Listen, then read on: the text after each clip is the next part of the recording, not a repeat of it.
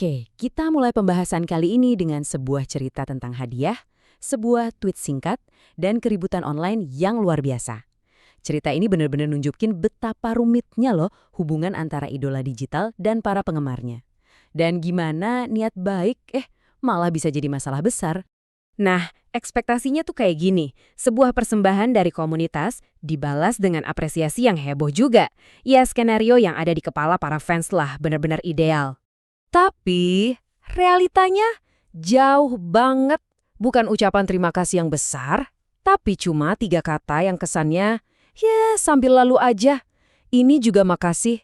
3 kata inilah yang jadi pusat dari drama digital yang nggak ada yang nyangka bakal seramai itu. Pertanyaannya jadi simpel banget kan?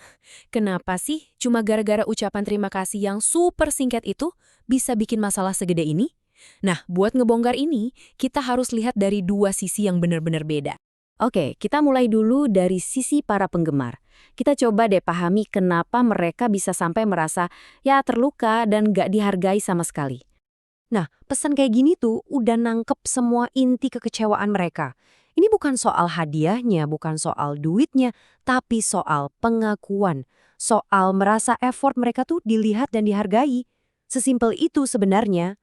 Kalau kita lihat dari kacamata yang lebih profesional ya, dari sisi PR, respon kayak gitu tuh langkah yang bahaya banget. Buat seorang figur publik yang karirnya itu dibangun di atas dukungan fans, sikap yang kelihatan cuek tuh bisa loh ngeruntuhin fondasi utama mereka. Jadi argumen-argumen mereka tuh intinya muter-muter di satu hal. Timbal balik. Mereka ngerasa, wah loyalitas gue kok nggak dibalas dengan setimpal ya? Dalam dunia fandom, di mana dukungan itu adalah mata uang utama, balasan yang kayak setengah hati itu bisa dianggap sebagai penghinaan. Sekarang, ayo kita balik koinnya. Kita lihat dari perspektif yang beda banget. Kita coba lupain dulu statusnya sebagai figur publik dan kita lihat manusia biasa di balik itu semua.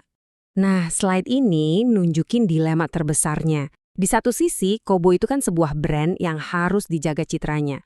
Tapi di sisi lain, ya dia cuma manusia biasa yang bisa aja lagi capek, lagi bad mood, dan nggak selalu bisa ngasih reaksi yang sempurna buat publik.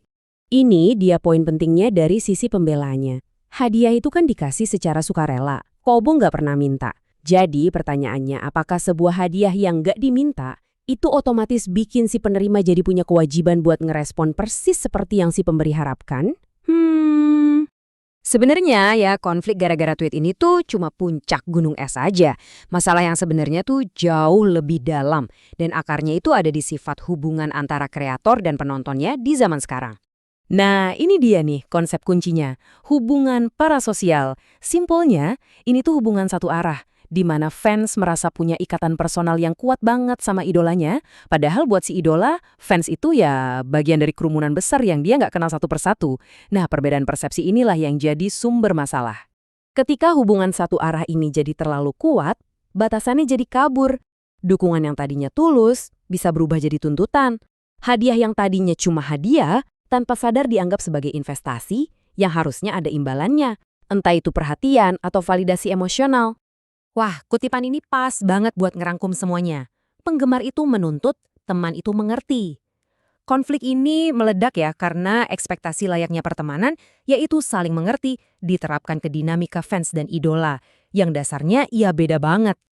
Jadi, apa nih pelajaran yang bisa kita ambil dari semua drama ini? Kejadian ini tuh sebenarnya kayak ngasih kita panduan nggak tertulis yang penting banget, baik buat kreator maupun buat para penggemarnya. Jadi ini tanggung jawab dua arah. Buat para fans penting banget buat ngejaga dukungan itu tetap tulus, tanpa ngarep macem-macem. Dan buat kreatornya, mereka juga harus sadar kalau di posisi mereka, cara berkomunikasi dengan publik itu bukan lagi pilihan, tapi sebuah keharusan. Pada akhirnya, Kobo ngelakuin langkah yang emang perlu dilakuin. Dia minta maaf. Ini nunjukin kalau dia dan timnya sadar betul sama dampak dari situasi ini dan ngerti betapa pentingnya ngejaga hubungan baik sama komunitas yang udah ngebesarin namanya. Dan kejadian ini ninggalin kita semua dengan satu pertanyaan besar yang sebenarnya relevan banget di dunia digital sekarang. Di mana kita harus narik garis batasnya? Kapan sebuah dukungan berubah jadi tuntutan? Dan kapan kebebasan pribadi seorang kreator harus ngalah sama ekspektasi publik? Jawabannya kayaknya emang nggak akan pernah sesederhana itu.